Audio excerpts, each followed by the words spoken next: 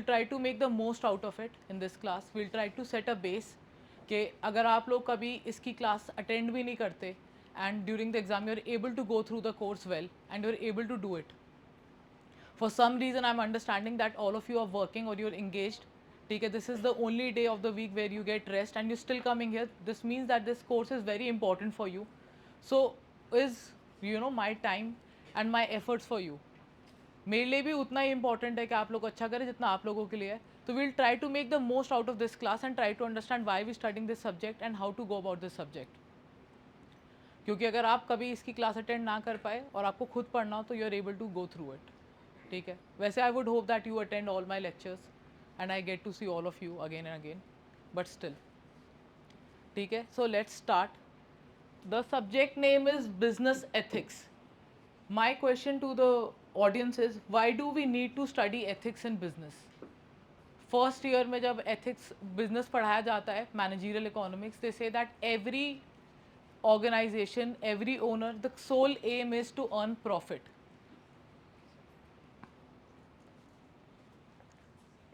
When everyone tells you that the sole aim is to earn profit, why do you require a term called ethics in it?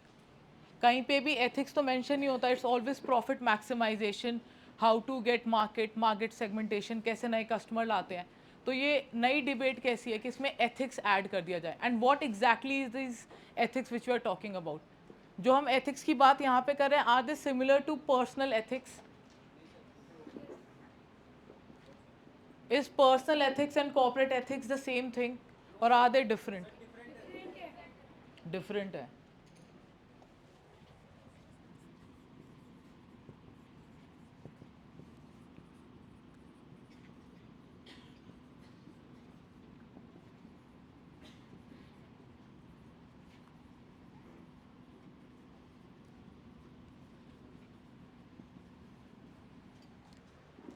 Guys, don't worry अगर if it is not visible and if there is any problem, you just hear me out. I'll give you slides for the same. तो आपको class में लिखने की ज़रूरत नहीं है, आपको सिर्फ क्लास में सोचने की ज़रूरत है. You have to ponder upon the questions which I am asking and you have to understand the deeper meaning of them. If personal and business ethics are different, corporate ethics are different, how do we define corporate ethics? ये corporate ethics का base क्या होगा?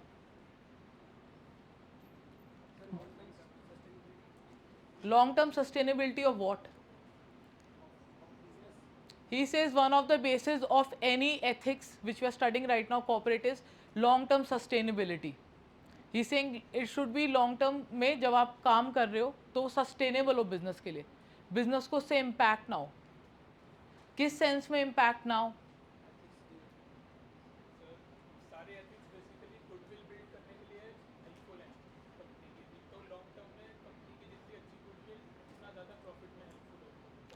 Okay, he says कि every ethics which you are coming across is actually helpful in goodwill building exercise, and in the long term this mid term goal would be helpful. जितना आप goodwill बनाओगे उतना आपको long term में फ़ायदा होगा. Do you all agree to it? Is there an agreement in it? Any example you can give me for the same?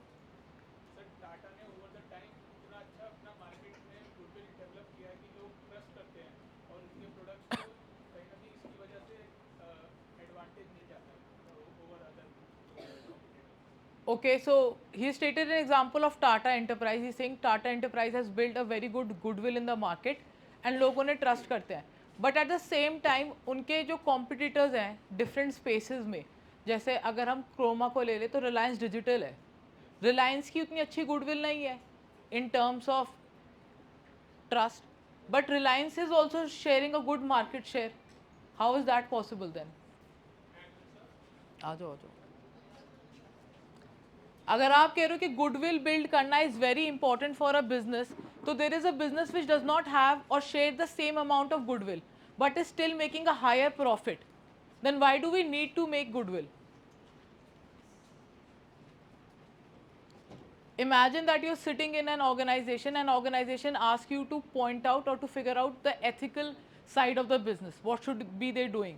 अगर आप डेटा एनालिसिस में उन्हें क्या क्या करना चाहिए वो आपसे बोलते हैं, आप उनके सामने 10 पॉइंटर्स रखते हो कि हमें ये काम करना चाहिए, बट आपका मैनेजर कहता है इन सब की ज़रूरत क्या, हमारा कॉम्पिटिटर ये सब कुछ नहीं कर रहा है, देर अर्निंग अ प्रॉफिट, और वो पिछले 40 साल से है, एंड आगे भी they are projecting more growth than us, what would your argument be? That is when this class would actually be helpful to you guys. इस क्लास का रियल ऑब्जेक्टिव आपको एथिक्स पढ़ाना नहीं है, ethics is already known to you. Our job here is to make you conscious about them. There is something which is present in your subconscious mind. There is something which is present in the back of your conscious mind. Our job is to bring it in the front. तो अभी final semesters में पढ़ाते हैं इसे, क्योंकि इसके बाद आप डायरेक्टली जॉब के लिए जाओगे या आगे प्रमोशंस के लिए जाओगे जहाँ आपके पास ज़्यादा मैन पावर होगी. So we are trying to point you towards even a better direction. किसी को इस बात पे शक नहीं है कि आप ऑलरेडी सही डायरेक्शन में काम कर रहे हो नहीं कर रहे, whether you are working in an ethical organisation और not. It is for you to figure out how to go and be more ethical about it, मतलब how to build on upon it. तो क्या argument देंगे आप लोग?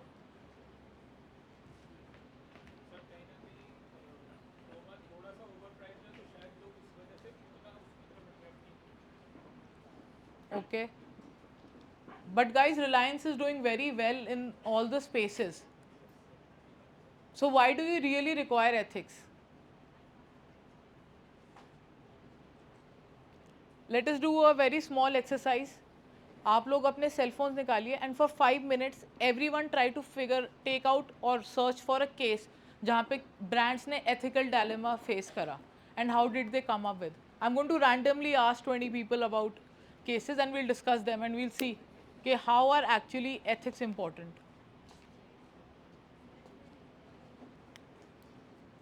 Please जल्दी, you guys have 5 minutes. हाँ sir.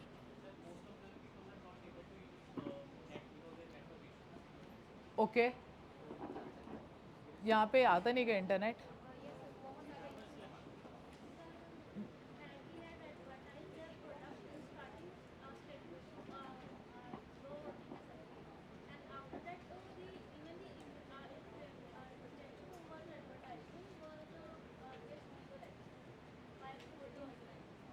Okay, let me give you a case. ठीक है, you can tell me what was the ethical dilemma. ठीक है, you can think about it. Imagine yourself guys, पहले आप मेरा case सुन लीजिए. अगर आप लोगों के सेल फोन का नेटवर्क अलाउ करे तो आप कोई और ढूंढ सकते हैं, whichever way it's suitable. Imagine you go to a cafe. ठीक है, you have been a regular customer for the past 10 years of that cafe, या आप 20-25 साल से उस कैफ़े में जा रहे हैं.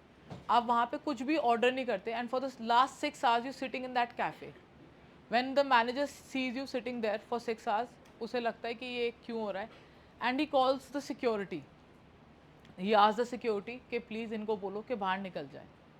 ठीक है, जब सिक्योरिटी आपसे बाहर निकलने के लिए बोलती है कैफ़े की, यू से पोलाइटली डिनाई कि हम नहीं जा रहे, क्योंकि कैफ़े का मतलब ही ये होता है कि anyone can sit here and we have been a regular customer. You mention this to the manager and the security.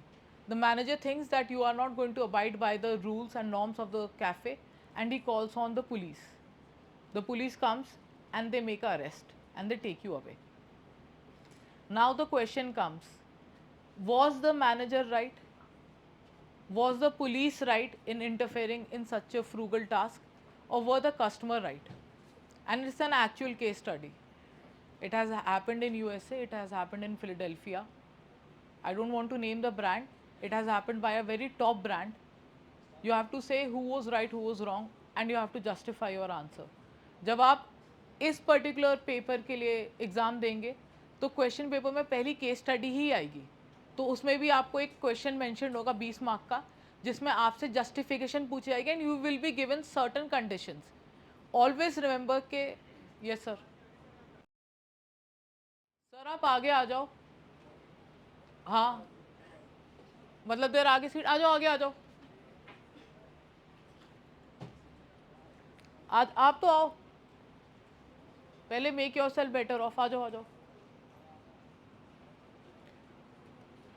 तो जब भी आप एथिक्स के पेपर में एक्चुअली आंसर करते हैं, देर इज़ नो राइट और wrong answer. You will be given certain condition and आपको उन्हें खुद एनालाइज करना है as per your perspective and you have to justify it. There are no right and wrong answers in this class because it's a very thin line. It is all a perspective game कि आप किस side से देख रहे हैं. तो one is this, आप इसमें बता सकते हैं. इसके अलावा आपको जो भी केस मिले, you guys have exactly 5 minutes, आप पढ़ सकते हैं. I can ask. हाँ.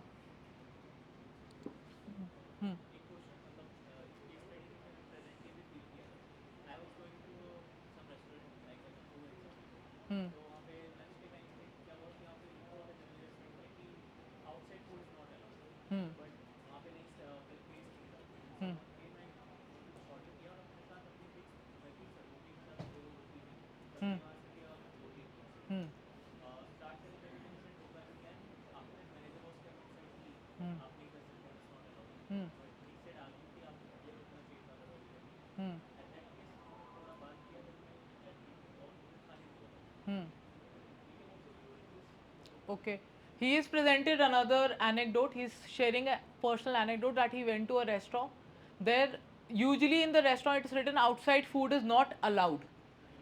We are not going to let you eat outside food. वहाँ पे ऐसा कुछ भी नहीं लिखा हुआ था. So they ordered something from the restaurant and they even had something with them. तो उन्होंने वो अपने घर की सब्जी भी सर्व कर ली सेम प्लेट पे. And after few minutes, the जितना भी होटल मैनेजमेंट है, they had apprehension about it. They like कि आप ऐसा नहीं कर सकते. दे टॉक थ्रू इट, उन्होंने बात करी and he allowed. Now when you talk about this particular anecdote, the question comes at the first place, should we serve ourselves the food when we are in outside premises? Number one, ठीक है. Number two, if the outside food has been served, it's already in our plate, is it right for the manager to call it out? Because the act has been done. After the act has been done, if you are actually saying anything to the customer, you are actually humiliating and embarrassing your customer. Is it a right act? And अगर वो act पहले से ही right नहीं थी, तो how did it end with the talk? Why did they not take a punitive action against it? अगर वो बात से ही rectify हो सकती थी, तो उन्होंने already अपने customer को टोका क्यों? So these are the 3 questions you should be answering in this particular case study. See, in business ethics and corporate governance paper, any case study can come from XYZ area. मतलब हो सकता है आपको किसी technology company की case study मिल जाए, आपको किसी कंसल्टिंग कंपनी की केस स्टडी मिल जाए, and you might not have work there. So you do not require any prior information base of consulting or technology. What you require is a differentiation between corporate ethics and personal ethics. That is what we are trying to create here. And we are trying to understand, will personal ethics always lead to corporate ethics? Or could there be some amount of variance? और कितनी variance allowed है? ये 2 case studies हैं. Do you guys have an answer to it? I'll give you 2 minutes. Think about it.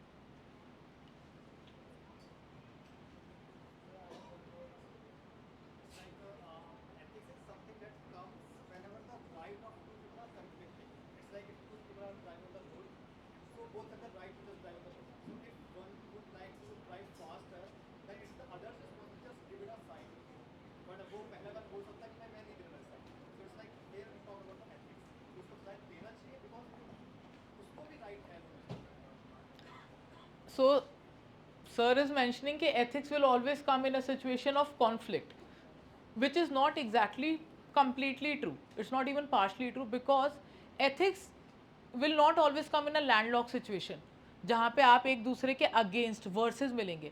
It could also come in a situation we you starting में ethics ऐसा भी हो सकता है ना कि किस स्पीड पे ड्राइव करे, which side to drive, do you have to over speed or not. Even that comes under the ambit of ethics. जब आप बिल्कुल एक वर्सेस सिचुएशन में आते हो, then it's not actually ethics, it is actually rules which are helping you to sort it out when you are in an action reaction stage. We are saying, let us talk about a precondition where we have not reached that stage of action and reaction, where we still trying to figure out how should we conduct something.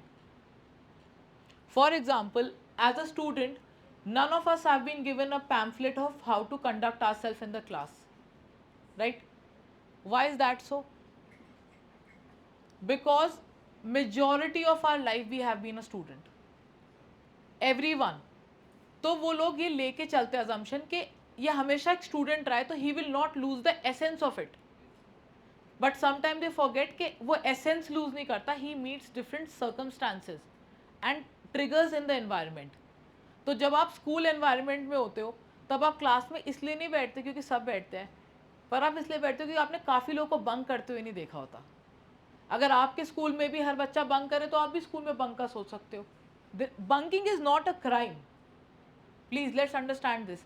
जब हम ethics की बात करते हैं हम यहाँ पे right और रॉन्ग की बात नहीं कर रहे कि आप क्लास में नहीं आए या आपने क्लास में बात करी या क्लास में आपने कोई मजाक किया, it's a crime, it's not a crime. But at the same time if you are not letting someone do their job, it is not good. Again, that is also not a crime until you are stopping government from doing some job. ठीक है? So whenever we are talking about ethics, we should also remember that we are talking about two situations: what is a norm and what is a law. Norm का मतलब ये होता है something which is unsaid. तो यहाँ पे आप में से काफ़ी लोग ये भी सोच सकते हैं कि सर आपको बोलने का मौका क्यों मिल रहा है, हम 2 घंटे क्यों सुने, मुझे भी बोलना है, मेरा भी लाइफ स्पैन लिमिटेड है इस अर्थ पे, अगर मैं सबकी सुनता रहूँगा तो बोलूँगा कब। But again that is a norm कि अगर क्लास में आता है जो टीचर, अगर उसने पढ़ाई करी है तो he will come and he will share his knowledge and you guys interact with him. Interaction का मतलब है कि आप लोग भी अपने व्यूज़ बोलो but in a defined manner. ठीक है? So I don't think so ethics is a versus situation. Ethics is a more precondition of telling you how to conduct something and that is why we are doing it right now. हो सकता है कि आप जिस organisation में जा रहे हो वो CSR अबाइड कर रही हो, इट्स अ बिग 4, पर हो सकता है कि वो पर्टिकुलर जो टीम है that is not ethical enough. जैसे टाटा है, Tata believes in customer centric and employ centric approach. तो टाटा के पास है something called TAS, Tata administrative service, और किसी भी कंपनी में आपको ये चीज़ देखने को नहीं मिलेगी। टैस का मेजर ऑब्जेक्टिव ये होता है कि वो हर टाटा के वर्टिकल में जाके ये देखे कि एम्प्लॉयज़ के साथ गलत नहीं हो रहा, उसका और कोई ऑब्जेक्टिव नहीं है। अगर टैस को कोई भी वॉयलेशन मिलती है एम्प्लॉय कंडक्ट में तो वो मैनेजर और सीनियर मैनेजर की शामत आई, वो कहते हैं कि this is not done, this is not what Tata stands for. तभी आप न्यूज़पेपर में बहुत ही रेयर पढ़ेंगे कि टाटा ने ले ऑफ किया। TCS for example is a company जो अपने बेंच पे जितने उनके एम्प्लॉयज़ होते हैं काम कर, उससे ज़्यादा एम्प्लॉय उनके बेंच पे होते हैं, और TCS की आधी जनता कैट की तैयारी कर रही होती है टाटा की लाइब्रेरी में बैठ के, and they're taking a full salary for it because they do not believe in laying off. वो कहते हैं हम ले ऑफ नहीं करेंगे, they are employees, employees are like family. अगर आज हमने इन्हें ले ऑफ कर दिया, what signal will it send? So ethics is like that kind of a situation. हर कंपनी का कंडक्ट अलग है, हर कंपनी के मेन ऑब्जेक्टिव तो आज भी प्रॉफिट मैक्सिमाइजेशन ही है, बट जो मिड ऑब्जेक्टिव्स हैं उसे रीच करने के वो हर कंपनी के अलग है। Ethics helps you to create that middle objective. आप किसी भी बिजनेस में बिना प्रॉफिट के सर्वाइव नहीं कर सकते। कल आप सोचो कि मैं कस्टमर को वैल्यू देना शुरू कर दूं, तो फिर उस हिसाब से मर्सिडीज को अपनी मेबैक 3 करोड़ की नहीं 3 लाख की बेचनी चाहिए। वैल्यू देनी है भाई कस्टमर को, आराम से बेचो। मारुति सुजुकी की कार अगर कम की मैन्युफैक्चर हो रही है तो उसे प्रॉफिट ही नहीं कमाना चाहिए, बट बिजनेसेस में इम्प्लाइड कॉस्ट और हिडन कॉस्ट बहुत सारी होती है, marketing cost, promotion cost, R&D cost, वो कैसे पूरी होंगी? तो businesses can not run without profit, but they can be ethical eight the same time. You might not give customer exact value of what you're taking, but you can give them the most amount of value in that segment. For example अगर आप 100 rupees का कोई product बना रहे हो तो उस 100 rupees के प्रोडक्ट में आपका मार्कअप सबसे कम हो सकता है या आपकी क्वालिटी सबसे ज़्यादा हो सकती है। That is for you to choose कि आपको कैसे करना है। Do we have answer to the question asked earlier? Can I ask anyone?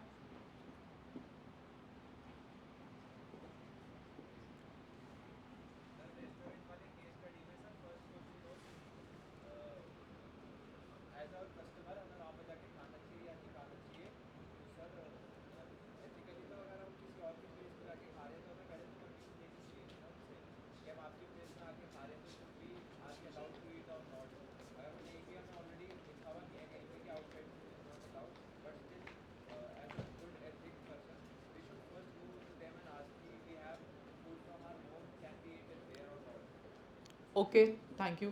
So sir is saying कि अगर आप रेस्टोरेंट की केस की बात करें, सेकंड केस स्टडी की, अगर आपको कुछ भी बाहर का खाना था, you should have asked, because restaurant run करने में कॉस्ट लगती है. How would they get it back if you are not ordering in the full capacity, right? How many of you agree to his statement that what he said is right?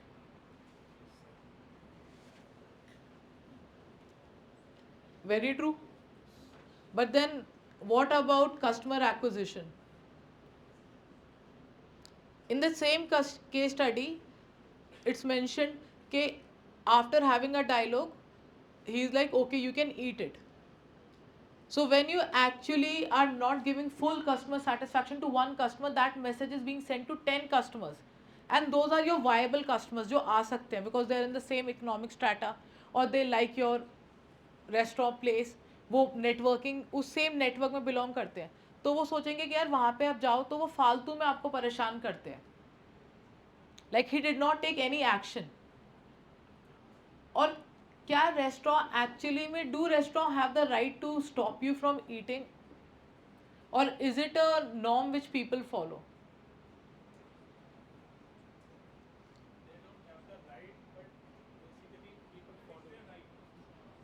Do they have the right?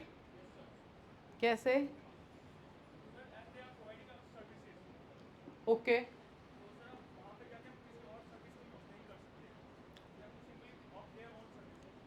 Okay, so when they're providing you services and you're not using other services, is it out of courtesy that you're not using it? क्योंकि theatre में है, theatre में दे से कि you should keep silent, you don't speak while the movie is going on because it would affect the other people. पर ऐसा, आपके पास तो फंडामेंटल राइट है ना, द राइट टू स्पीच.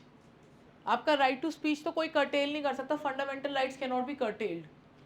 ठीक है, तो आपको बोलने से तो कोई रोक नहीं सकता. क्लासरूम में भी आपको कोई बोलने से नहीं रोक सकता. मतलब again you have a fundamental right. It is just out of the good generosity of your heart that you letting me speak, and I'm truly valuing it. But do they have the right? Then why do you guys not speak in the theater?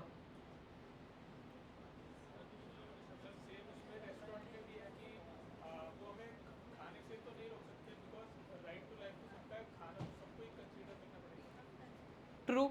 Guys, please answer this in the terms that is it a innate need, मतलब which is very fundamental or genetic to you, or is it an acquired thing जो आपने observe करके environment से करा है? Suppose अगर आप similar line में कुछ खोलते हैं, you do have a business of similar kind, तो क्या ऐसा कोई रूल है जो आप क्रिएट कर सकते हो? जैसे काफ़ी रेस्टोरेंट्स आपको देखेंगे वो लिखते हैं that we are going to levy a 10% service charge, while government of India has said that service charge is not mandatory. You are not supposed to give service charge, but they say that हम तो लेंगे. And when you tell them कि sir this is not actually constitutional, they're like अरे अरे sir आप गुस्सा क्यों हो रहे हो? But then they write it like that. So imagine that you're opening an international chain of businesses and someone tweets and it's an ethical dilemma now. It has led to an ethical crisis. You are going against the law of land. What will you do then? How would you justify the reason for putting it there on your menu? The same thing has happened with automobile industry. It has happened with brands where they have mentioned certain cases, certain emission laws, and those were not right. And then they had to make a statement. It has even happened with Cadbury. जब उनकी chocolate में वो कीड़ा निकला था. And they had a whole crisis management team. अगर आप कभी उस केस स्टडी को एक्चुअली में पढ़ोगे तो आपको पता चलेगा how did they take Amitabh Bachchan as a brand ambassador, how did they manage the crisis, how did they again prove that we were ethical. Sometime you need to take actual actions to prove that whether you are ethical enough और not. आप लोगों ने जितने भी crisis सुने हैं, चाहे वो मैगी का लेड का हो, चाहे किसी कंपनी का फ्रॉड का हो, all of them are ethical crisis. It's a very big subject and इसकी applications are not only to an organization, it is to any place where has group of more than 2 people. Wherever there will 3 people, there would be a discussion of ethics subconsciously. Norms would be set. अगर आप लोग actually में imagine करें, 3 लोग आप लोग साथ में हैंग आउट भी करते हैं तो आप लोग साथ में ही डिसाइड करते हैं. There is no outlier. एक ऐसे नहीं बोल सकता कि भाई मेरे को तो आज ये करने का मन है और बाकी दो कहेंगे हाँ भाई चलो चलो सही कह रहा है. There is a discussion because wherever there is group of people, ethics or norms need to be set. Whether those norms need to be made law or not is a different case. For example, आप movies hall में इसलिए नहीं बोलते क्योंकि आपको पता है अगर आज आपने किसी का एक्सपीरियंस खराब करा है तो कल कोई आपका भी कर सकता है. तो why to set a wrong practice? You are paying for it. Whereas if you are out in a street play, ठीक है, where you're not paying, subconsciously you're like I'm not paying for it. I have nothing to lose. Even if he asks me to exit, मेरा कुछ नहीं जा रहा. So you are more opinionated. So everything has a reason. मतलब nothing is happening just out of pure goodness of heart. Even human being operates like an organization. There is some main objective. आपका main objective हो सकता है कि आप किसी भी जगह से full satisfaction derive करें. Imagine that if you're working 6 days a week, आपको एक दिन की छुट्टी मिलती है तो अगर आप कहीं पे भी घूमने जाओगे and you're paying for it, you would want कि आपको पूरा मजा आए. आप ये नहीं चाहोगे कि आपका एक्सपीरियंस कोई भी खराब करे. तो वहाँ पे अगर कोई आपका एक्सपीरियंस खराब करता है, यू वुड लैश आउट, क्योंकि आपके बैक ऑफ द माइंड में आपको पता है आपको एक दिन की छुट्टी मिली है, उसके लिए भी आपने बहुत पे किया है और वो एक्सपीरियंस भी कोई रुइन कर रहा है out of their silly mistakes. तो you would lash out. You would like what is this behaviour. Imagine that if you go to a director's cut जहाँ पे टिकट 1200 रुपये की होती है, वहाँ पे साइड में आपको अच्छे से साउंड नहीं आ रही, स्पीकर खराब है. वुड यू नॉट से टू द मैनेजमेंट कि आपका स्पीकर खराब है या आपके 3D गॉगल्स काम नहीं कर रहे? Would you not tell them? So why is this bifurcation कि एक जगह आप लोग बोल रहे हैं और एक जगह आप नहीं बोल रहे? मतलब अगर एथिक्स की ही बात होती, इमेजिन अगर यहाँ पे मैं नहीं खड़ा होता, प्राइम मिनिस्टर ऑफ इंडिया खड़े होते और उनकी आवाज़ पीछे तक नहीं पहुँच रही होती, तो आप और तेज़ बोलते कि सर आवाज़ नहीं पहुँच रही, क्योंकि he is a public representative. आप ही जनता हो, आप ही की रिप्रेजेंटेटिव. आप कहते नहीं सर नहीं आ रही, यहाँ पे 10 माइक और लग जाते. That could have been possible, right? But you guys are like quiet. You like ठीक है, एक क्लास है चली जाएगी, सब आते हैं सब जाते हैं, चले जाएंगे सर भी, नया नया शौक है. ठीक है, fair enough, I totally believe you. ठीक है, but the thing is, can brands take that stand? क्या ब्रांड ऐसे एथिक्स दिखा सकते हैं कि हमारे पास एक कस्टमर के लिए एथिक्स है और दूसरे कस्टमर के लिए नहीं है? Let's come to the first case study. That case study belonged to Starbucks. How many of you have visited Starbucks recently? Or have visited coffee places? You guys have visited. What is the one thing which is very common among every coffee place? What is that thread of commonality between them? Okay. लोग वहाँ बैठ के काम करे, तो that is very true. Guys, understand, same businesses have same thread of commonality. But what he said is the most apt answer. वहाँ लोग बैठ के काम कर रहे होते हैं. आप किसी रेस्टोरेंट में किसी को काम करते हुए नहीं देखेंगे. For one simple reason, अगर आप रेस्टोरेंट में जैसे ही your lunch, whatever meal is finished, the waiter would gently come and he would like, sir, bill. ठीक है, और he would wait for 10 minutes and then he would ask, sir, should I bring the bill? That is a soft cue to say कि sir अब आप जाओ, पैसे दो और जाओ, अब नया कस्टमर को आने दो. Because their business model is not based on कि they would get customer impromptu. उनको पता है कि उनके पास एक फिक्स नंबर ऑफ आवर्स है, उसमें मैक्सिमम कस्टमर आएंगे, तो उन्हें अपना सर्विस टाइम एप्ट रखना है, ऑप्टिमल रखना है और उसमें मैक्सिमम कस्टमर्स को सर्व करना है. But coffee house is more of a chilling place where you will never be told कि आप प्लीज़ यहाँ से चले जाओ, you're not ordering. They can pressure to order you, they can give different cues कि वेटर आके एक बार आपके साथ आई कॉन्टैक्ट कर रहा है, पानी सर्व कर चुका है, वो दोबारा पानी सर्व कर रहा है, सर आपको और पानी चाहिए, उसका मतलब ये है कि सर पानी पी के पेट मत भरो, कुछ ऑर्डर करो। वो चिंता में नहीं पूछ रहा कि भाई और पानी चाहिए, ही लाइक सर एसी ठीक है। अगर आप कह रहे हो एसी ठीक है तो उसका मतलब है बिल भरना है इसका, ऑर्डर करो। You're understanding? So everything is pointing towards the same thing. You have to order. Please order. एक बार आपने ऑर्डर कर दिया फिर वो रिलैक्सड है, फिर आप पानी मांगते रहो, वो कह रहा चलना अब तो हो गया। And this you would see basic human tendency. ऐसा नहीं है कि वो जानबूझ के कर रहे हैं, but that they are also doing a job. तो पूरे दिन में वो इतने कस्टमर को सर्व करके थक जाते हैं। इट्स मोर ऑर्डर ओरिएंटेड, ठीक है। जो सेल्स की जॉब होती है, सेल्स में जब सेल्स एग्जीक्यूटिव पहले अपना product is selling out to the customer, तो ही इज लाइक कि सर आप ये कर लो। कस्टमर बोलेगा ये भी नहीं हो रहा, वो रात को 1 बजे भी फ़ोन उठा के he would answer. But once that sale has been done, he becomes reluctant और he takes his sweet time. आप 2 दिन बाद डॉक्यूमेंट भेजोगे, 10 दिन बाद रिप्लाई करेगा। वो आपसे ना, you take any sales executive, whether you buying a property, you buying a car, or you buying an appliance, you would see the same thing. It is not that their ethics has diluted, it's just that the main objective has been fulfilled. नहीं, आप हम लोग कभी भी priority नहीं है, priority तो maximisation है सेल की। हम एक बीच का मिड टर्म टारगेट है। Understand, once that sale has happened, now you have come under the list of secondary priority to maintain a customer relation with you. तो वो तभी आपसे बात करेगा, वो आपकी बात भी सुनेगा, but he can not prioritise. अगर आप भी उसकी जगह होगे तो आप भी नहीं कर सकते।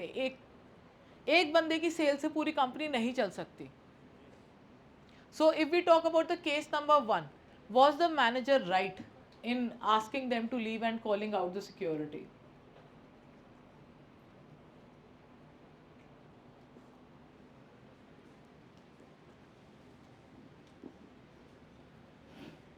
हाँ सर बता दो, इतना मुस्कुरा रहे हो, बता ही दो। सर टेक अ शॉट ना, it's a ethics class, it's a easy thing to grasp. See this subject is one of the easiest subject in the way. आप इसे पढ़ते आ रहे हैं इन डिफरेंट फॉर्म। जब आप 5th-6th स्टैंडर्ड में थे, मॉरल साइंस की क्लासेस होती थी, उसमें बोलते थे कि सच बोला करो। अब अगर आप सच्चाई बोलने को एथिक्स मानते हो और आप सोचते हो कि कॉर्पोरेट में ये एक एज अ एथिक प्रैक्टिस चल सकता है, so that is not possible for the reason,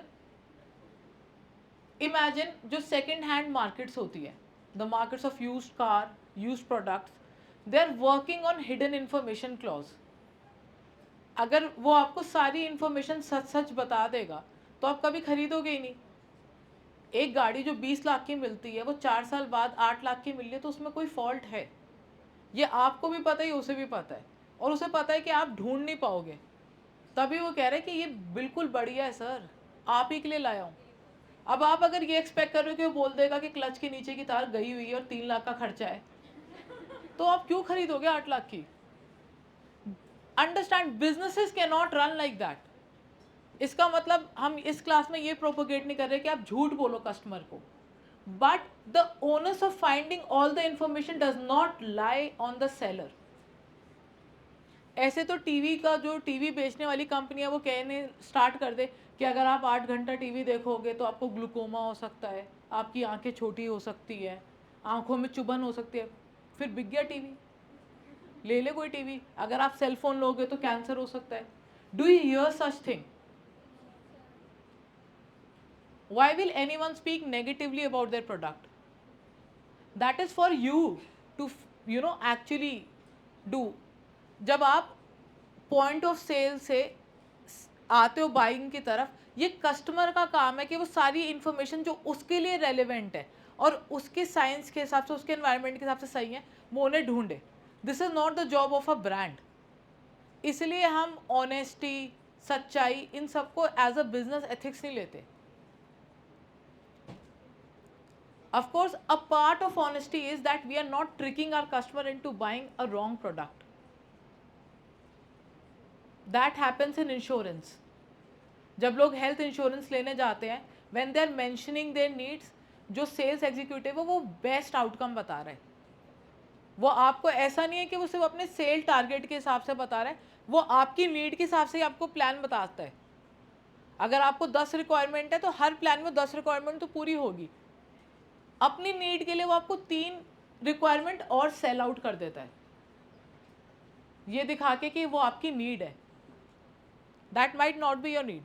जैसे a lot of people take zero dep insurance in automobile industry, right?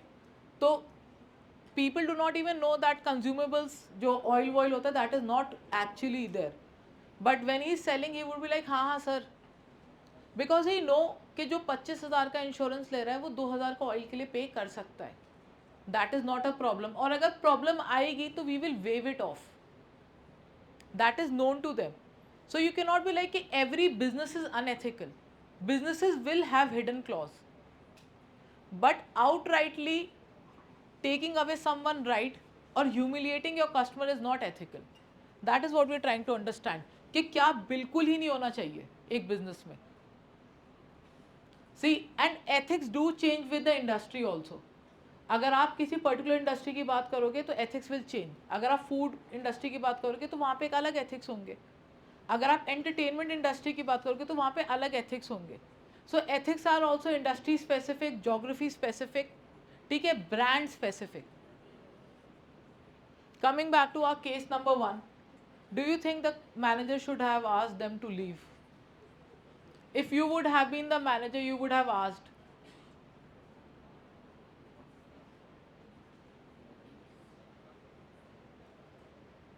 हाँ sir. Sir I think manager is not correct. हो सकता है कि वो कस्टमर और कुछ ऑर्डर कर दे तो ये सब मामला ट्रू। उनकी जो सेल्स है वो थोड़ी सी और बढ़ जाती है उस ऑर्डर से, उसकी वजह से। True, very true. Okay guys, it's just a matter of 2 hours. Please bring your attention. I am honestly telling you, मैंने बहुत MBA के पेपर्स चेक करे हैं, चाहे वो स्ट्रैटेजी हो, मार्केटिंग हो, और पेपर्स में ना गाने निकलते हैं, क्योंकि क्लास में तो दिमाग कहीं और होता है, फिर उसमें होता है तारा रंपम तारा रंपम, लास्ट में लिखा होता है सर ये मेरा आखिरी सेमेस्टर है, आप मुझे रोकना तो नहीं चाहोगे। हाँ, मैं नहीं रोकना चाहता, पर आप भी जाना नहीं चाहते सर, आप रुकना चाहते हो। And understand, you are my customer and I am here to serve you. आपकी चाहत के अगेंस्ट थोड़ी काम करूंगा। अगर आप रुकना चाहते हो तो मैं रोकूंगा। आप चाहते हो कि पेपर में 2 नंबर आए, मैं 1.5 दूंगा। तो कई बार ये क्लासेस ना इसलिए हेल्पफुल होती है कि कुछ क्वेश्चन ना बहुत जेनरिक होते हैं, जिन्हें अगर आप क्लास में सिर्फ डिस्कशन सुनो तो you can recall and you can answer. वहाँ पे आप लोगों के पास टाइम की पॉसिबिलिटी हमेशा रहेगी। अगर वीकेंड पे एक ही दिन क्लास हो रही है एंड आप लोग काम कर रहे हो तो then you have to maximise leisure and work. I understand all of that, this is an easy subject. आप प्लीज़ इसे अभी सुन लो। I am telling you, when you go out there and you read your book, everything will make sense. I'm not telling you all of that कि I'm just being creative. I could have made slides for it, but that is now how ethics should be taught. Ethics is an interactive subject जहाँ पे आपको पता होना चाहिए दूसरे का perspective क्या है। यहाँ पे मेरे परसेप्शन से कोई फर्क नहीं पड़ता। मेरे हिसाब से अगर मेरे आंसर जो भी होंगे that are not the right answer. Paper कोई और बंदा चेक करेगा, उसके हिसाब से इस केस के अलग आंसर होने चाहिए। एंड एथिक्स के पेपर के लिए की नहीं मिलती किसी को भी कि आपको ये कीज़ है। ऑफकोर्स फॉर सर्टेन सब्जेक्ट के आपसे मैंने एलिमेंट्स पूछ लिए, वो एलिमेंट मिल जाएंगे, बट बाकी सब कुछ will depend upon how you justify it. Like he said कि the manager should not have chuck them out, they could have ordered, and plus they were customers for the past 10 years. They have given business to the brand, they have a brand loyalty, brand association, जो आप marketing में पढ़ते हैं। तो जब आप इतने पुराने कस्टमर को बाहर भेजते और वो बता भी रहा है, आप एक्चुअली में दिखाते कि हमारे लिए कस्टमर लॉयल्टी मैटर नहीं करती। We do not, it doesn't matter whether you know you are a loyal customer to us or not, you have to always take something, and that is not a good message to send across the brand. This particular case made global headlines. अगर आप actually में देखें, जब ये case आया था, Starbucks ने इसके बाद इतनी सॉरी स्टेटमेंट्स रिलीज करी थी प्रेस में, that we do not adhere to that manager, that has happen on a personal accord, that is not what we teach our employees at Starbucks, and all of that was true. आज आप Starbucks में जाइए, आप 2 घंटे बैठे रहिए, आपसे कोई ये नहीं पूछेगा कि ऑर्डर करना है नहीं करना, because it's an international brand. आप टिम हॉर्टन्स में जाइए, आप बैठे रहिए, वो आपसे पूछेंगे भी नहीं, क्योंकि in the and they know if the customer is sitting here, he is bringing business. अगर वो बिजनेस में ऑर्डर भी नहीं कर रहा, आप सोचो आप किस कैफे में जाना पसंद करोगे, जो खाली है या जो भरा हुआ है? भरा हुआ है, क्योंकि आपके माइंड में होगा भाई ये कुछ फ्रेश बेच रहा है, चाहे उसने बंदे बिठा रखे हो पैसे देके. This is the technique which MBA Chai Wala actually used. See, one part of doing MBA is, going higher in your organization, other is to get higher ideas. MBA चाय वालों को पता था कि अगर मुझे कोई भी शॉप खोलनी है तो उसके लिए सेल्स होनी चाहिए, तो उसने 2 टेक्निक यूज़ करी. नंबर 1, उसने अपना जो चाय की दुकान थी वो गर्ल्स हॉस्टल के पास खोली, क्योंकि गर्ल्स हॉस्टल में जब गर्ल्स आएंगी चाय पीने तो लड़के ऑटोमेटिकली आएंगे, मतलब हाँ आएंगे. And you could be like कि that is an assumption, you can ask yourself कि मैं तो नहीं जाऊंगा, but then you could be an outlier. when we are actually devising behavioral patterns, we are devising them for the majority, not the minority. तो अगर आप नहीं जाओगे उसमें कुछ गलत नहीं है, it's just a behavioral pattern. Second assumption which we take is कि जब लोगों की भीड़ देखेंगे तो लोगों के मन में fear of missing out होगा. This is again a cognitive bias which he tapped upon. कि यहाँ पे हो क्या रहा है. इमेजिन करो यहाँ पे क्लास में कोई कॉर्नर में आके बैठता है और पीछे से 10 लड़के आके हाथ मिला के जाते हैं, तो सब लोग एक बार यूँ देखेंगे कि कौन है भाई. That is what a cognitive bias is. हो सकता है वो चाय वाला हो सकता है चाय वालों सब उन 10 बंदों को उसको 10-10 रुपए देने हो, बट यू लाइक भाई कोई तो आया है आज तो क्लास में, कुछ तो हुआ है. So your understanding, that is how things work. I don't know whether he read this case or any other case, but if I would have read this case, I would have understood one thing while I'm opening a brand which is dealing with, coffee and stuff, कि कभी भी किसी भी customer को अपने store से निकालना नहीं है, and you should be very polite about it. And understand, as a owner, you might remember it, but your manager might forget it. But जितना भी उसका बर्डन है वो आप पे ही लाई करेगा. आप ये नहीं कह सकते कि उस टाइम पे मैं नहीं था, वो मेरी क्लास नहीं थी. जैसे जो मेरी HOD है, अगर मैं क्लास में यहाँ पे अच्छा करके जाता हूँ, बदतमीजी जाता हूँ, partly burden is taken by me, partly burden is taking by her also, because she is the one who is my administrative officer. तो उनके स्किल पे क्वेश्चन उठता है कि कैसे टीचर ले लिए. So your understanding, someone else performance is judged by someone else performance. So this problem would be a problem which you all would face because all of you would reach high hierarchy. तो आपके under employees होंगे, हो सकता है कि वो चाहते ही नहीं है कि वो अनएथिकल काम करे, बट उनका खुद का moral compass is not in the right direction as per the organisation. They are rude, and sometimes how would you tell them whether they are right or wrong? How would you show them the right path? अगर आप आज इस class में खुद mobile use कर रहे हो, so that is the biggest paradox of an ethical class. What other perspective could happen? Who says the manager was right? किसी को मैनेजर सही लग रहा है इस केस में?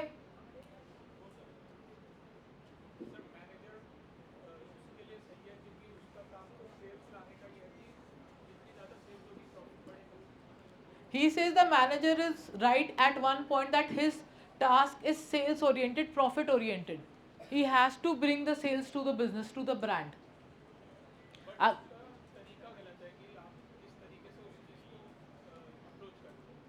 Okay, how many of you think the law enforcement was wrong? Why, guys? जो उसने वो गलत मतलब तरीके से बिहेव करा, उसको ह्यूमिलेट करा कि तुम जाओ यहाँ से, तुम्हें कुछ लॉयर नहीं करना, Hmm. लाइक वैसे उसने तो मिसबिहेव, और वो भी लॉयर कस्टमर था उसमें, तो उसकी अप्रोच ये गलत थी कि उसने मिसबिहेव करा. Okay. So, ma'am says that the law enforcement was wrong because they, guys, quiet please. Are there some important discussions? So ma'am is saying that this was wrong because the law enforcement could have reacted in a better manner. They could have asked them to leave politely. There was no need to mishandle or arrest someone. ठीक है. But if you actually think about it, nobody knows the severity of the situation. अगर आपकी private property पे कोई और खड़ा है, as a customer or as a person who has called the cops, he would want कि मेरी private property से कोई हटे. Imagine that you guys drive a car and आपकी गाड़ी के आगे गाड़ी लग गई, पीछे एक गाड़ी लग गई, एंड जो दोनों गाड़ी वाले वो आपके सामने हैं एंड दे आर सेइंग कि हम तो हटाएंगे नहीं. What would you do in such a situation? क्या? नहीं सर, नहीं, मारना वारना नहीं. हाँ. You would call the police or you would call your friends. आप 20 बंदे खड़े कर दोगे, आप कहोगे भाई अब हटा रहा है. Like you would try to bring on people and try to give the message that even I can call people and this thing can even happen through force. If I am asking politely, that does not mean that is the only way to conduct business. In this particular case study, when you talk about manager, law enforcement or the customer, there is no correct answer which one is correct. आप तीनों को correct बता सकते हो, तीनों के अलग अलग पर्सपेक्टिव ले सकते हो. कस्टमर को अगर आपको करेक्ट बताना है तो you can say that the customer was correct because you know he has been a loyal customer and is always ordered. हो सकता है कि that day he did not feel like. It is again a perception. आप manager को बोल सकते हो कि अगर मैनेजर को सबको अच्छे से सर्व करना है, ही रिक्वायर्स रेवेन्यू. रेवेन्यू तभी आएगा जब वो उसे जनरेट करना चाहेगा, ऐसे तो फिर कोई भी पैसे नहीं देगा. And they are not doing a charity. At the same time आप कह सकते हो लॉ इन्फोर्समेंट का कोई इसमें पर्सनल एजेंडा तो था नहीं. They have been called upon for a task and they would conduct it on the basis of the experiences they have shared. Right? If they have shared an experience where people do not listen politely, they would arrest. They did not mishandle them. Like arresting is again an punitive action which they can take. They can go for a bail, so they did not do something wrong. Similarly, when you come to the case study of a restaurant, again, there is no correct answer. The customer could be correct if you're thinking it from the angle of health कि उसे बाहर का खाना taste करना था, but at the same time he did not want to eat all the food from outside. He was looking for an healthy option. He was looking for a mix. Then few of you might say कि अगर वो ऐसा था he could have a take away. ठीक है, but at the same time if he is paying for a dish, अगर वो single dish भी पे करता तो भी तो उसे बैठने देता ना वहीं पे. But I would like counterpart. Wouldn't he be affecting the fine dine experience or the experience of the other customers? Like if you bring your some chapati or something. That is very true. That is what the manager would say.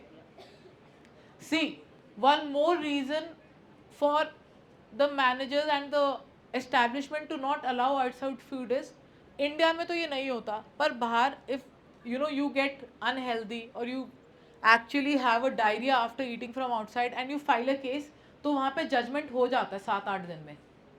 ठीक है, तो restaurant बोल सकता है कि अब हमें कैसे पता चलेगा कि इसे हमारे खाने से हुआ या उसके खाने से हुआ. तो if I have to take full responsibility and I am going to pay out the customer, then मेरा ही प्रोडक्ट कंज्यूम होना चाहिए ना. Y should I pay him for his own deed. तो इसलिए वो बोलते हैं कि मत करो. And of course it actually hampers the whole experience process. Imagine कि आप ताज होटल में जाते हैं खाना खाने और वहीं पे एक बंदा स्टील का डब्बा लेके अपना यूं आ रहा है, ठीक है, और वो कह रहा है कि डाइट कोक दे दो, और वो अपना पूरा डब्बा खोल के खाने लगता है. तो बाकी लोगों को मैसेज क्या जा रहा है कि you can order anything from outside, you can bring anything from outside, there is no problem with it. You have to order bare minimum that is actually going to affect business in the future. So such messages needs to be sent. ठीक है, इसके अलावा आप लोगों ने कोई case study करी हो, पढ़ी हो इंटरनेट पे? Anybody did a task? हाँ, what was the case study?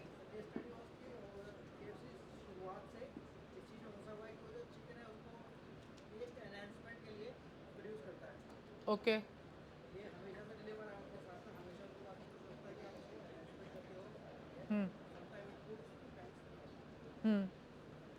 Okay, और अच्छा,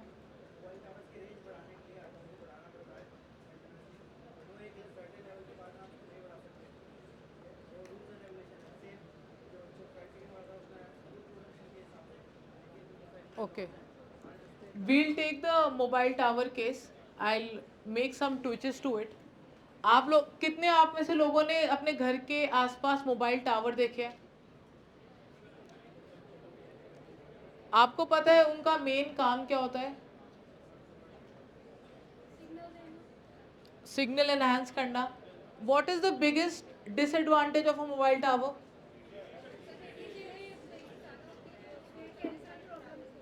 So they say it can cause cancer.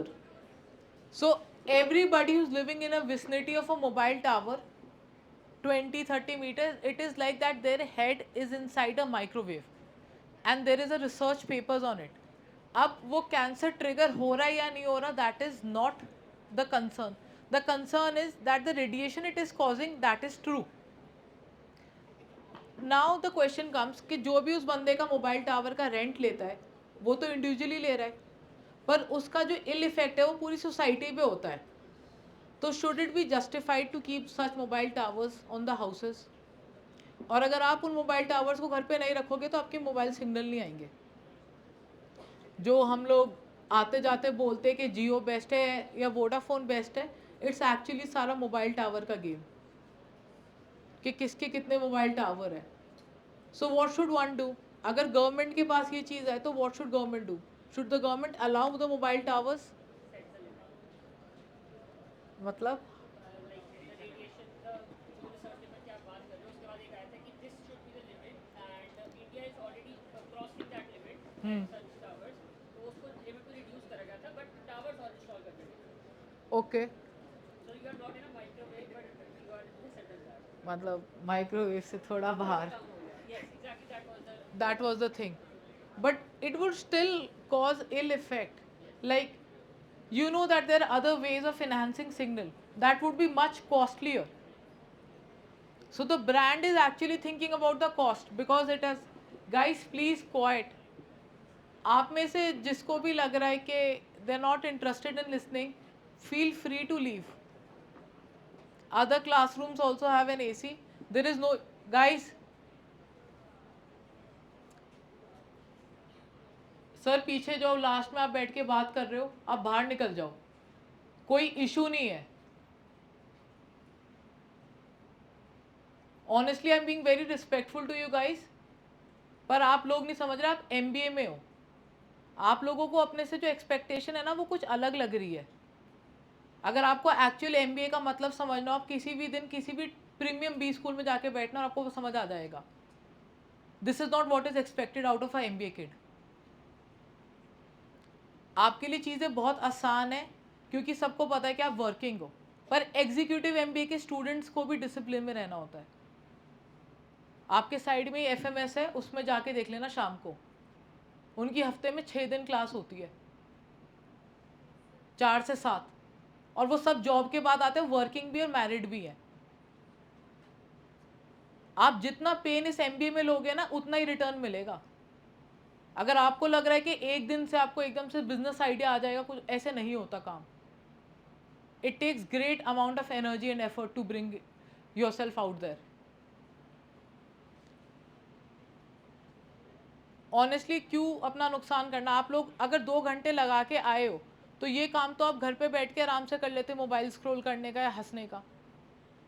You have taken the pain to come out here, तो take the most out of it. I think after the mic, I am audible enough for all of you to answer. And मैं इस बार request करूँगा कि the paper checking is a tougher task.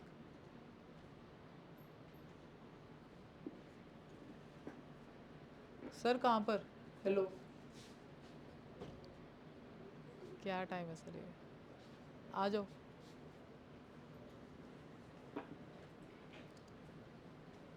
I don't think so anyone at SOL, जितनी भी faculty और जितने भी HODs है, anyone is thinking very lightly. They're working day and night for you guys. And आप लोग फिर भी बोल सकते हो कि सर आप लोगों को अगर जॉब मिली है तो आपका काम है अपने करियर के लिए काम करना. हो सकता है कि हमारे करियर के काम करने के लिए हमें सिर्फ इतनी एफर्ट मारनी हो. जो इतना ऊपर हम मार रहे हैं that is out of consciousness. और मैं ये नहीं कह रहा कि आप लोग नहीं हो सीरियस. देखो जा रहे हैं बाहर. जल्दी मैम, जल्दी जल्दी. तारों से बच के.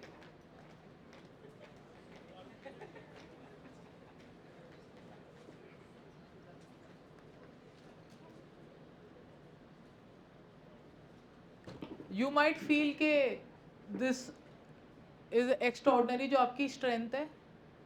ऑनेस्टली जितने भी 20 स्कूल्स हैं उनमें कोहर्ट नॉर्मली 400 बच्चों का बैच साइज होता है. And the number of classes like I myself have done MBA 1.5 साल, FMSA it's part of a PhD programme. I never missed one single class. और PhDs को classes करना is not even mandatory. आप करो मत करो, आप miss कर सकते हो क्योंकि they would not debar you because you are a PhD scholar. But then you had to because आपको आगे जाके वही पढ़ाना है. अब आप आगे जाके कहीं पे भी काम करो, अगर आप काम करोगे ये सब्जेक्ट काम आएगा. जैसे इकोनॉमिक्स काम आता है, अकाउंटिंग काम आती है बेसिक. तो आप किसी को क्या बताओगे एथिक्स का? आप क्या बोलोगे? वो पूछेगा कि सर मेरे को तो डिलेमा हो रहा है, मेरे लिए तो यही सही है, तो क्या मैं अपना ना करूं, सोचूं? The more you hear, the more discussions you hear, the better your answer become. Sir या तो आप लोग बैठ जाओ या जल्दी निकल जाओ तेजी से. बहुत अच्छे. सर भाग लो थोड़ा, तो आया ही मत करो क्लास में. There is nothing cool about leaving the class कि हमने बहुत कूल कर दिया भाई. इतना कूल करना था भाई तो MB क्यों करी भाई? मत करते. It's a pre requisite. Discipline is a pre requisite. कोई बंदा NDA में जाए और कहे मैं ड्रिल्स नहीं करूंगा, मेरे को अच्छी नहीं लग रही, तो भाई तू NDA में क्यों आए हो? There were so many career options. You should have researched well ना.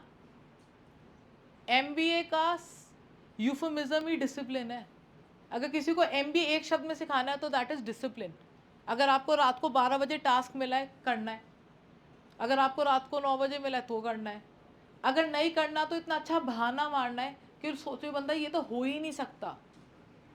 अगर ये बंदा करने की कोशिश कर रहा है तो देव है, और देवताओं को तो हम एम्प्लॉय नहीं कर रहे, तो मतलब कुछ तो गलत हो रहा है. Coming back to the topic, when you would have to define ethics for an organization, what would be the most defining features for you? What would be the elements which would actually be something which can define ethics? कि ये तो एक organisation में होना ही चाहिए if it is ethical.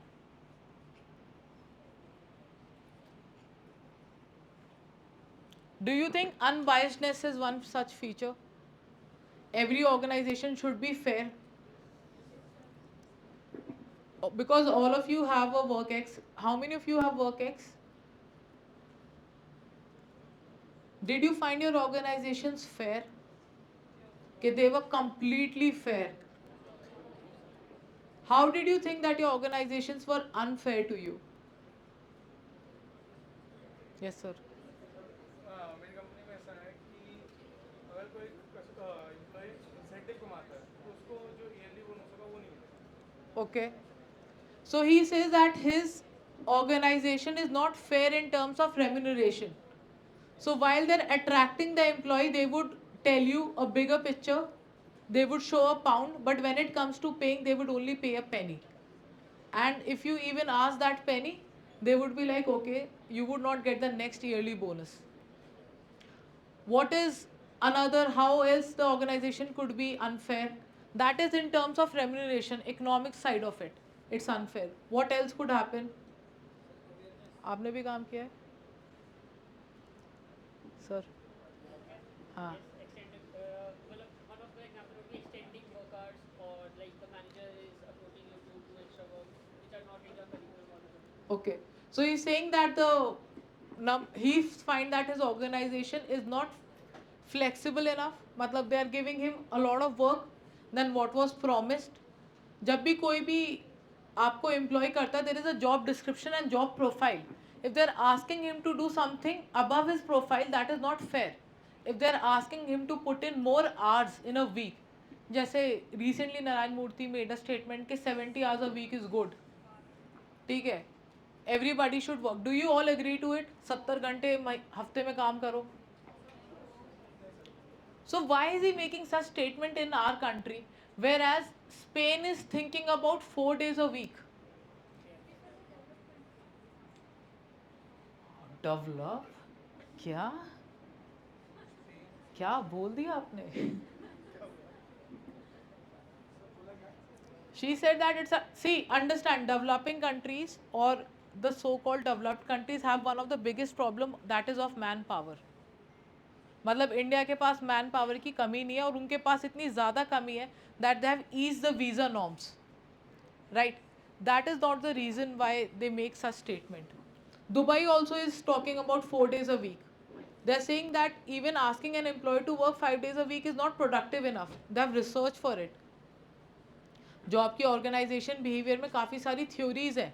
They are actually based on experiments. हयातो experiment, all of that.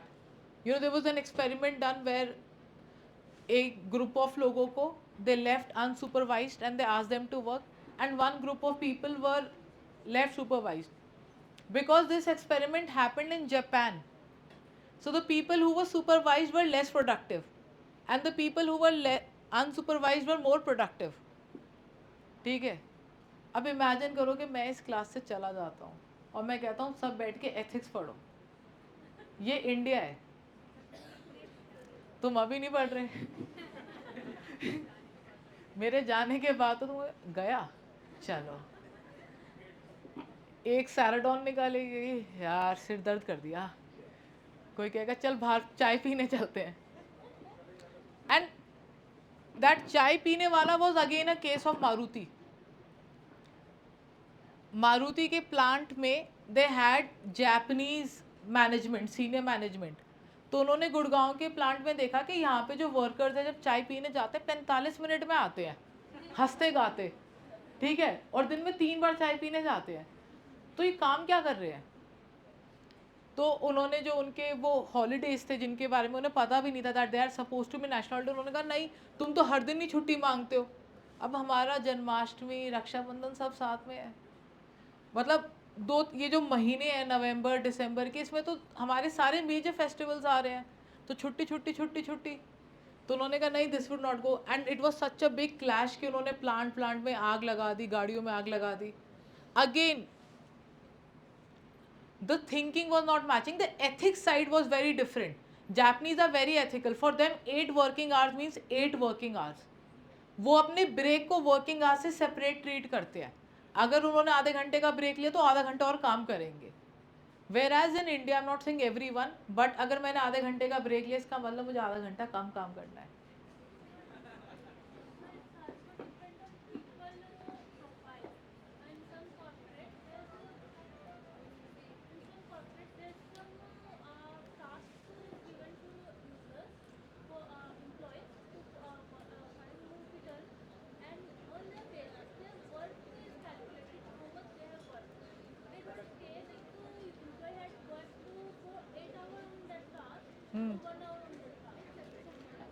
Okay, so she's saying that these working hours and this everything we are talking about even works with the profile.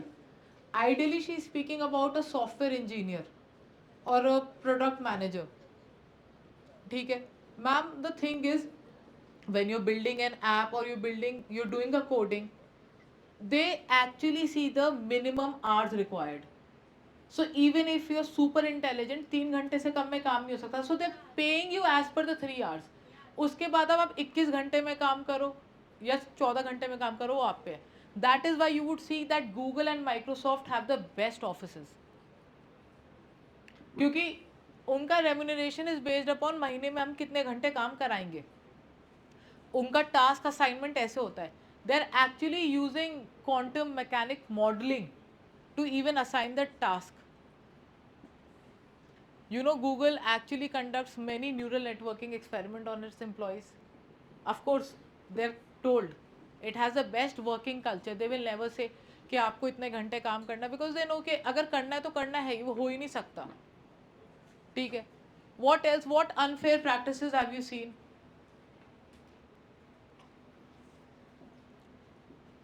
See, more working hours is not fair at all. That actually destroys the productivity of an employee. If he is expecting that he would be asked to work more, he would not be productive enough. Because in the back of the head, he is like कि मुझे पता है काम तो वापस आना ही है, तो why should I do the best? अगर मैंने जल्दी करके दे दिया तो और काम आ जाएगा, तो 2 घंटे के काम में 6 घंटे की डेडलाइन देंगे, which is not wrong. If he gives 2 hours deadline, more work would be piled up on him. All many of you have work experience. किसी ने experience नहीं किया कुछ भी unfair? Lying to the clients, that is business. See, again, lying to the clients depends upon the kind of businesses you are in. ठीक है. Imagine that you own a hospital. ठीक है. Some patient is critically ill. You know he's not going to survive, but then again you're not God. You cannot tell a exact date. ठीक है. The people come to the doctor, they ask him, sir, whether he's going to survive or not. So he'll be like, देखते हैं. Of course he's not like कि भाई 2 दिन बाद खत्म. They, yeah, exactly, because you do not know in therapy or medicine what can work. Neither do you know in terms of law. If you have a law firm, ठीक है, you are a manager of a law firm. So if somebody asks कि case खत्म हो जाएगा अगली hearing पे, no, you don't know. It's based upon someone else's judgment.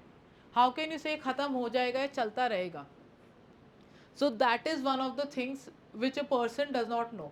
So yeah, lying is also very unfair. So we have seen many problems now. We have seen a problem of remuneration. We have seen a problem of working hours. We have seen ethical problem where it was unfair in terms where people were lying to each other. How do we make such organization fair? Were the ethics not defined properly? And if the ethics were defined properly, were they diluted in the due process? How do we not dilute ethics in an organization? आप जिस भी organisation में काम करो, it's old enough. ठीक है. At your level what ethical practices can you take to actually strengthen these ethical side? और सबसे simple basic question, will you be ethical in these organisation?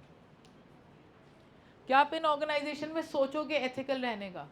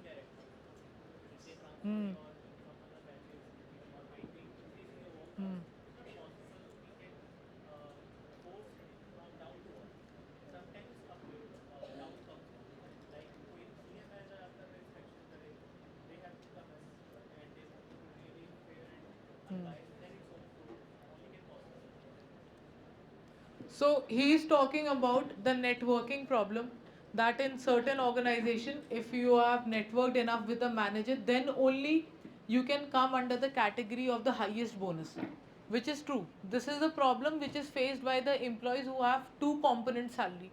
One is fixed and the other is variable. So the variable component is actually based on your performance. The performance would be judged by your superiors और 360 degree review. तो वो उसमें कह देंगे कि नहीं आपने अच्छा काम नहीं किया, यू कैन डू बेटर, और to keep you on your heels. ठीक है, उन्हें पता है कि we can save the cost. अभी अगर हम इसे 1 लाख का वेरिएबल ना दे के 60,000 का दे, ही स्टिल वर्क. तो there be like we see huge potential in you.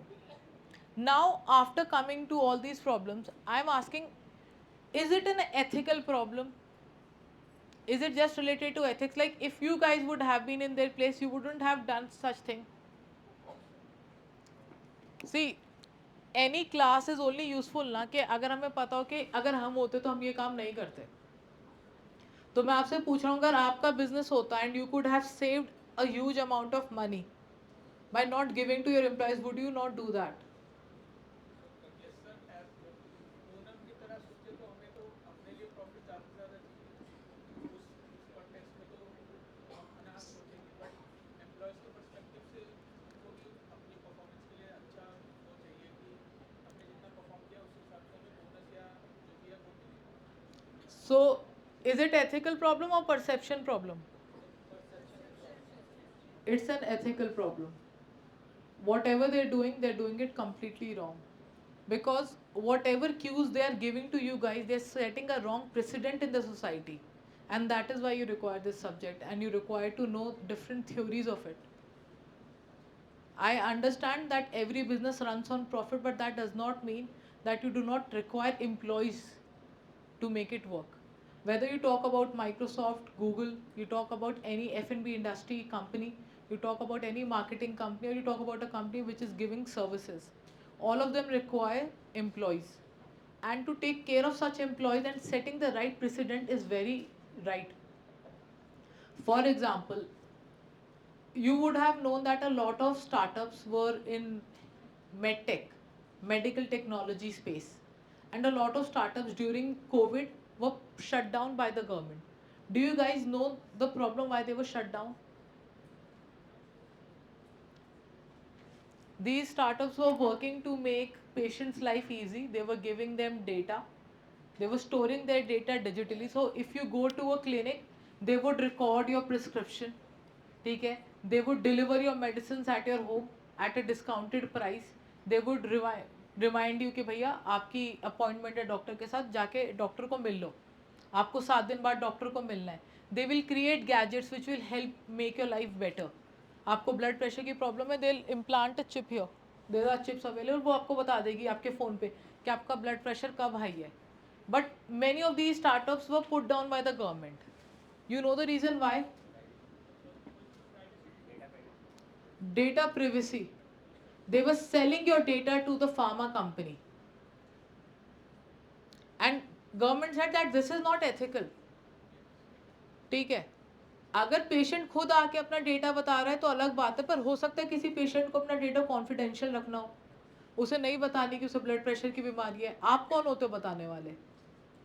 तो फार्मा कंपनी साइड आर्ग्यूमेंट उन्होंने क्या दिया कि आप समझो, अगर हमें पता होगा कि इस बंदे को एक्स दवाई की ज़रूरत है तो हम देंगे ना, कम प्राइस पे देंगे. And that is how these Jan Aushadhi केंद्र वर born. The very idea of them coming to power was result of such activities. You would understand every move played by government and private enterprises once you understand the ethics side of business. Like if you know CSR जब government ने introduce किया था, it was not taken by the organizations well. There were huge protests done that why should we share our profit, हम क्यों करें काम. Do you think as an organization you should be sharing your profit? सोच के बोलना. एक, do you believe in sharing your marks? क्यों भाई, प्रॉफिट तो शेयर कर रहे हो, मार्क्स क्यों नहीं कर रहे? सोचो तो, आप लोग टॉपर हो, आप जो बच्चा फेल हो रहा हो सब लोगों से आधा आधा नंबर दे दो, 0.25 दे दो, इतने सारे हो वो भी 100 बना देंगे उसके। अच्छा नहीं लगेगा तुम्हें, तुम्हारा एक फ्रेंड पास हो जाएगा। होता है तो होता तो नहीं है sir. But for a hypothetical situation, when we guys say that we are comfortable sharing profits but we are not comfortable sharing marks, ठीक है, and 3 idiots ने तो बोला ये marks क्या है, फ़र्क क्या पड़ता है, पूरी ज़िंदगी तो साथ रहेंगे, सीवी पे तो रहेंगे, क्या फ़र्क पड़ता है, जॉब ही तो मिलेगी उससे, क्या फ़र्क पड़ता है। So why are people not sharing marks? The same argument was given for profit, that if somebody is working hard for something, why should he share it with the public? He is paying the taxes, he is doing his bid. Why should he even make the CSR active? तभी आप देखना CSR activities पे tax benefit मिलता है. To make CSR activities lucrative, the governance came with the whole idea of giving a tax benefit. See, wherever the person would be too invested, asking him to do something on his own accord is very difficult. For example, how many of you would want India to lose in a cricket match? Some of you might raise your hand, you like ठीक है Australia से हार जाए, but when it comes to Pakistan, सबके खून में, सबकी आंखों में आग आ जाती है ना, पाकिस्तान से नहीं हारने चाहिए, because you guys are emotionally involved. At the same time, when people are embedded in an organization, they're involved, they might lose the whole differentiation between what is ethical and what is unethical, because they're too emotionally driven. During that time, it is very important to make them realize what is ethical. Like, the right thing is to enjoy the sport. We all like cricket. हमने कभी ये थोड़ी कहा we like Indian cricket. We like cricket, right? We like to play cricket. कोई बोलता है मुझे Indian cricket खेलना पसंद है, but at the same time हम विराट कोहली की जर्सी पहन के निकलते हैं. How many of you have Pakistan के बैट्समैन की जर्सी घर पे जो तुम पहन, see it could be that you might have, I am not saying you are a good, you are a very big fan and you love the sport, you have played it, it could happen, but I'm saying wherever you're emotionally involved, the chances of that act happening is very different. The chances of an Indian going to an Indian stadium and wearing Australia jersey and cheering for Australia versus India match is very difficult and very different. मतलब it is not possible. हो सकता है कि कुछ लोग हो who would be like indifferent, but there are very few people जो कहेंगे कि नहीं हमें ऑस्ट्रेलिया को जीतते हुए देखना है.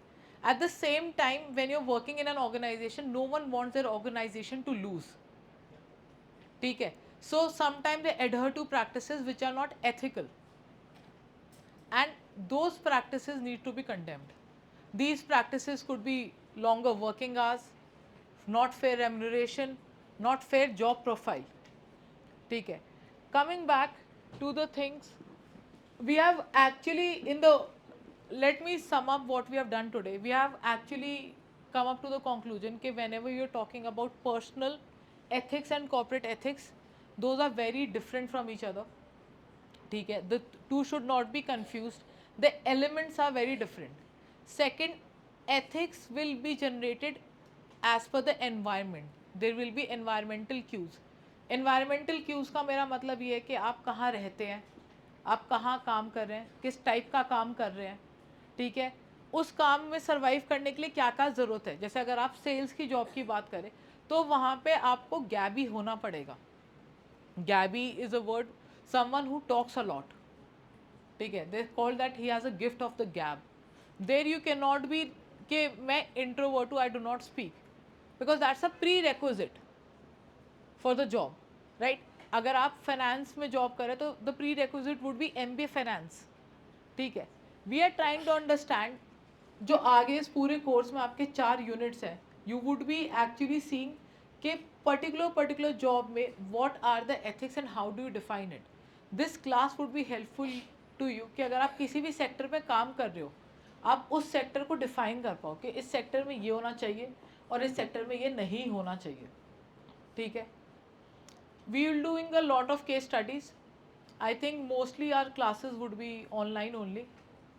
ठीक है, So from next class we'll do a little bit writing, because I understand you guys are not as much keen in knowing the subject as much you are knowing. You guys know the difference between memory and intelligence, right? Memory is whatever you're writing on that paper. That is memory. That is not intelligence. Intelligence is जब आपने उस memory को अपने अंदर कर लिया, inculcate, and you take an idea out of it. ठीक है? I'll see you guys in the next class. I'll come with the material prepared. And thank you so much. Yes. आ जाओ आ जाओ आ जाओ. हाँ ma'am. Ma'am, I'll ask them. Actually, teachers are not involved in the process. I'll ask and I'll ask someone to post it on the group. हाँ जैसे आपने health insurance का बताया था, उसमें प्री एग्जिस्टिंग का क्लॉज होता है हाँ। पुरानी बीमारी का। हाँ 3 साल के बाद वो कवर होती है। मैं भी अच्छा। हेल्थ इंश्योरेंस में हूँ। हाँ कस्टमर डिस्क्लोज नहीं करता। हाँ अब वो 3 साल बाद क्लेम करता है कि मेरी ये बीमारी है और ये प्री एग्जिस्टिंग है। हाँ अब उसको क्लेम नहीं मिलता है, वो पर्सनल एथिक्स में जाएगा, कॉर्पोरेट एथिक्स में जाएगा, क्योंकि अनैतिक हो गया ना, वो वो उन्होंने तो डिस्क्लोज नहीं करा। हाँ हेलो जी, बढ़िया.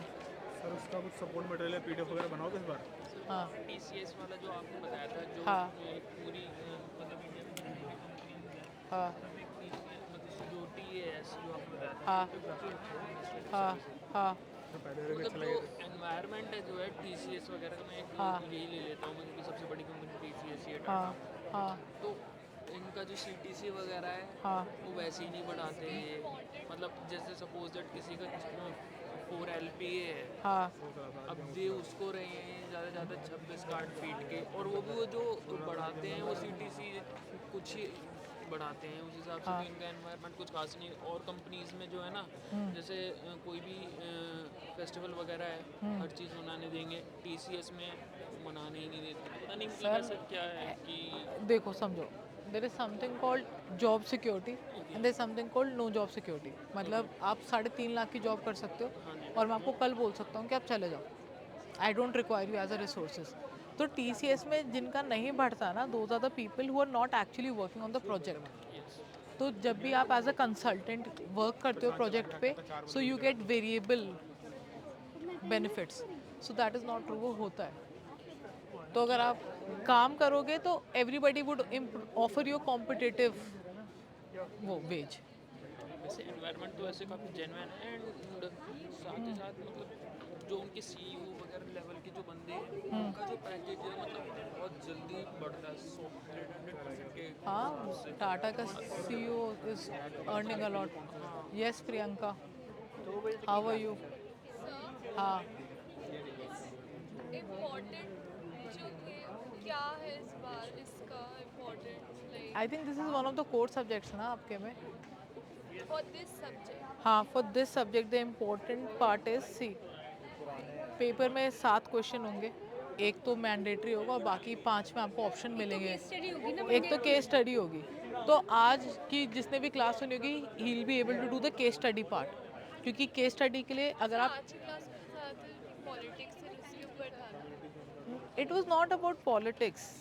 See, this is where people go wrong. Politics तब होता when we would have named any party. When we talk about governance, it's a very neutral term. ठीक है, we are talking कि ये चीज़ करनी है या वो चीज़ करनी है. ठीक है, केस स्टडी में आपको 10 फैक्ट्स दे रखे होंगे, उन फैक्ट्स को आप जैसे भी इंटरप्रेट करते हो, that is again your perception. मतलब कोई बोल नहीं सकता कि कोई कंपनी एम्प्लॉयज़ का में सोच रही है तो सही काम कर रही है. That's why I give the example of Reliance, के रिलायंस भी इतनी बड़ी जाइंट है, टाटा उससे बड़ी होती. बट मार्केटिंग बोलने में बड़ा अच्छा लगता है कि रतन टाटा ने सबसे ज़्यादा पैसे दिए, but Reliance is also doing very well. Reliance अपनी तरीके से कंट्रीब्यूट कर रही है, वो एम्प्लॉयमेंट दे तो रही है. He is the richest person in the world. He is building an Indian diaspora outside, कि Indian can rule all the market, financial market का रूलर है. So if you see overall, like there is nothing wrong. You cannot say कि this is ethical and this is not ethical. That's what I'm trying to tell you in this class, कि ethics is a very thin line. Sir Byju's का क्यों नहीं बढ़ा? जो business था हमारा तो बढ़ गया, मतलब TCS ये इसका तो बढ़ गया, पर बायजूस का क्यों नहीं बढ़ा? क्या नहीं बढ़ा बायजूस मतलब का? जो एथिक जो लेवल है वो क्यों नहीं बढ़ा? उनका बिजनेस मॉडल अलग था। हाँ वो बिजनेस बायजूस का ये जो फंडा था ना, जब आप जा रहे हो हाँ 13 लाख LPA में, जो एम्प्लॉयज थे वो खुद ही अपना कोर्स खरीद रहे थे हम जॉब सिक्योरिटी का लेके, इसलिए बायजूस भले ही उनका बिजनेस बढ़ रहा था बट एम्प्लॉय सेटिस्फेक्शन में वो अराउंड अब Byju's Down the one ground time था। was the highest valued unicorn in India. The reason it failed was because it was not able to hold its customer. नहीं sir, ये था बायजूस का जो employees sir force उनको course में निकाला जा रहा था, जो अगर वो सेल्स टारगेट नहीं मीट करते हाँ तो उन्होंने सेल्स टारगेट मीट करने तो खुद ही वो कोर्सेज खरीदने लग गए थे। खरीद तो अब ताकि करे उनको job अब करे मिलती क्या रहे। Byju's इस जब terms में तो उनका ये तो हो गया कि उनका कस्टमर बेस बढ़ रहा है क्योंकि सेल्स टारगेट आप लोगों को Byju's का केस स्टडी पता है when Byju's started it did not have many teachers to get teachers on board उसने क्या करा कि सपोज आपको 40 lakhs मिल रहा है लाइक मैं 1 करोड़ दूंगा हाँ इस अब तरीके आप से मैंने 1 करोड़ को जस्टिफाई कैसे करोगे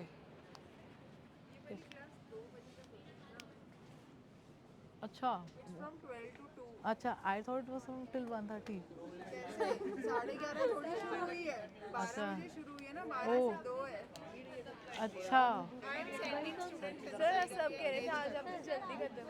हम यही तो बोल रहे थे सर ना सर आज अब in finance, so can you tell me which one are the numerical and which one are the theoretical? Because I'm not.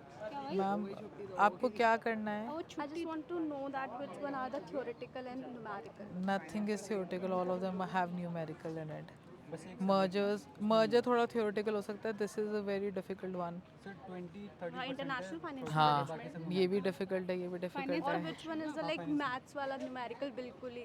Maths वाला तो क्या बस वही फॉर्मूला होगा there is जैसे previous semester ऐसे decision making was like जो maths वाला था बिल्कुल. अच्छा हाँ वैसा चाहिए. पूरा प्रॉपर वैसा मैथ्स था उसमें तो मैं उसके बदले ना कोई वो नहीं लूँगी एडिशनल वाला. फाइनेंस में जो भी है अरे डिफरेंट या बुक्स पूरा पढ़ जाओ उसको हमारे लिए तो यार नहीं नहीं जब पढ़ाई नहीं है लगाओ मिला ही नहीं, पहुंचा ही नहीं हमारे तक।